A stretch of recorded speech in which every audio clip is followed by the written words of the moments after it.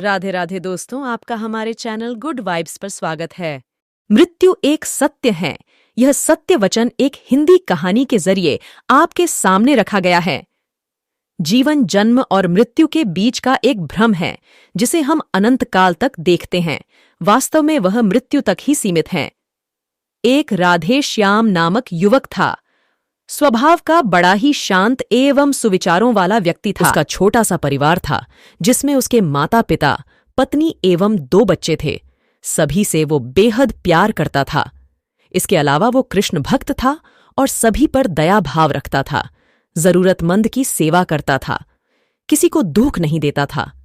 उसके इन्हीं गुणों के कारण श्री कृष्ण उससे बहुत प्रसन्न थे और सदैव उसके साथ रहते थे। और राधेश्याम अपने कृष्ण को देख भी सकता था और बातें भी करता था।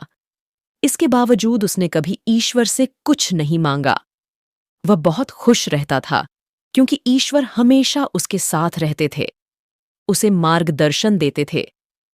राधेश्याम भी कृष्ण को अपने मित्र की तरह ही पुकारता था और उनसे अपने विचारों को बांटता था। एक दिन राधेश्याम के पिता की तबीयत अचानक खराब हो गई।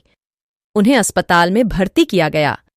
उसने सभी डॉक्टर्स के हाथ जोड़े, अपने पिता को बचाने की मिन्नतें की, लेकिन सभी ने उससे कहा कि वो ज्यादा उम्मीद नहीं दे सकते और सभी ने उसे भगवान पर भरोसा रखने को कहा।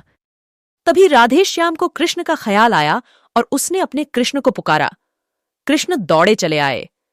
राधेश्याम ने कहा, मित्र, तुम तो भगवान हो, मेरे पिता को बचा लो। कृष्ण ने कहा, मित्र, ये मेरे हाथों में नहीं है।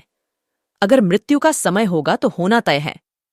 इस पर राधेश्याम नाराज हो गया और कृष्ण से लड़ने लगा। गुस्से में उन्हें कोसने लगा। भगवान ने भी उसे बहुत समझाया पर उसने एक ना सुनी।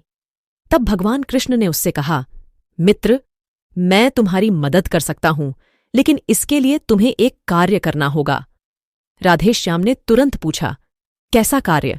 कृष्ण ने कहा, तुम्हें किसी एक घर से मुट्ठी भर ज्वार लानी होगी और ध्यान रखना होगा कि उस परिवार में कभी किसी की मृत्यु न हुई हो। राधेश्याम झट से हां बोलकर तलाश में निकल गया। उसने कई दरवाजे खटखटाए। हर घर में ज्वार तो होती, लेकिन ऐसा कोई नहीं होता जिनके परिवार में किसी की मृत्यु ना हुई हो। किसी का पिता, किसी का दादा, किसी का भाई, मां, काकी या बहन। 2 दिन तक भटकने के बाद भी राधेश्याम को ऐसा एक भी घर नहीं मिला। तब उसे इस बात का एहसास हुआ कि मृत्यु एक अटल सत्य है। इसका सामना सभी को करना होता है। इससे कोई नहीं भाग सकता। और वो अपने व्यवहार के लिए कृष्ण से क्षमा मांगता है और निर्णय लेता है, जब तक उसके पिता जीवित हैं उनकी सेवा करेगा। थोड़े दिनों बाद राधेश्याम के पिता स्वर्ग सिधार जाते हैं।